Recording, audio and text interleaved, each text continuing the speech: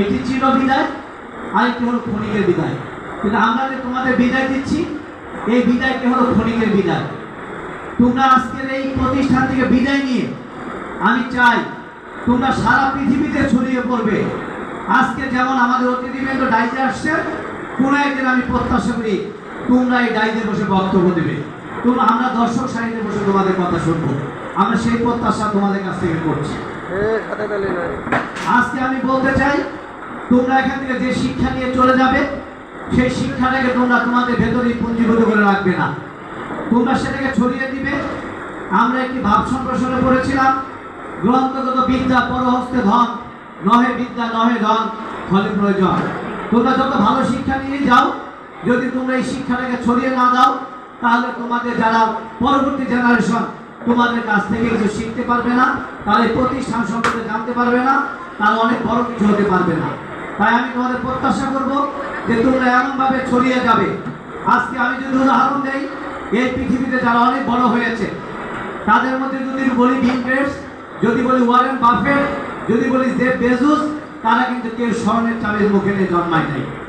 তোমার আমার মতো মধ্যবিত্ত ফ্যামিলি থেকে তারা জন্ম নিয়ে কিন্তু আজকে পৃথিবীর দোরগোড়ায় পৌঁছে গেছে।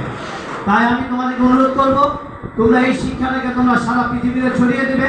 এবং তোমাদের প্রতি আমার শেষ অনুরোধ থাকবে, তোমরা একটা জিনিস লালন করবে। ভারতের সাবেক রাষ্ট্রপতি এপিজে আব্দুল কালাম স্যারকে একটি কোশ্চেন করা হয়েছিল, এমনিভাবে একটি অনুষ্ঠানে তিনি প্রধান অতিথির আসনে ছিলেন। কোনো একজন স্টুডেন্ট বলেছিল, স্যার একটা মানুষ কত বড় হতে পারে? স্যার বলেছিলেন, একটা মানুষ তার স্বপ্নের চেয়ে বড় হতে পারে। এই পৃথিবীতে তুমি যদি তোমার স্বপ্নটাকে ছোট ছোট করে দেখো, তাহলে সেটা স্যারের দৃষ্টিতে অপরাধ। ছোট ছোট স্বপ্ন দেখা অপরাধ। জীবনে অনেক বড় বড় স্বপ্ন দেখবে, অনেক বড় বড় প্রত্যাশা করবে, সেই অনুযায়ী তোমাদের প্রত্যাশা পূরণ হবে। পরিশেষে আমি আমার বক্তব্য দীর্ঘায়িত করবো না, তোমাদের প্রতি আমার একটা আশীর্বাদ থাকবে। তোমাদের মনটাকে তোমরা এত বড় করবে, তোমরা ভাববে সারা পৃথিবী তোমাদের দেশ, বাংলাদেশ তোমাদের রাজধানী। এই মানুষটা নিয়ে আগাবে, তাহলে দেখবে তোমরা এই পৃথিবীতে তোমাদের উন্নতির সাক্ষরতা রাখতে পারবে। আজকের এই অনুষ্ঠানে প্রধান অতিথি তার অনেক মূল্যবান সময় নষ্ট করে আমাদের মাঝে এসেছেন। আজকের সকলের পক্ষ থেকে প্রধান অতিথিকে আমি অভিনন্দন জানাই, করতালির মাধ্যমে তাকে অভিনন্দন জানাই। এবং পরিশেষে আমি আপনাদের এবং তোমাদের সকলের প্রতি বিনীত অনুরোধ, আজকের প্রধান অতিথি এই সাভারবাসীর ভাগ্য উন্নয়নের জন্য ওমর ফারুক বলে গিয়েছে, তিনি ডাক্তার বিশেষ পরীক্ষা দিয়ে তিনি সরকারি মেডিকেলে চাকরিরত ছিলেন। তিনি দেখেছিলেন যে শুধু মানুষের রূপ ভালো করলেই হবে না, এই পৃথিবীতে মানুষের রূপের চাইতে মনের রূপটা অনেক বড়, পরিবেশের রূপটা অনেক বড়। তাই পরিবেশকে যদি সুন্দর করতে হয়, সবাইকে যদি সুন্দর করতে হয়, তাহলে আমাদের রাজনীতিতে যেতে হবে। তিনি একটি রাজনৈতিক পরিবারের সন্তান।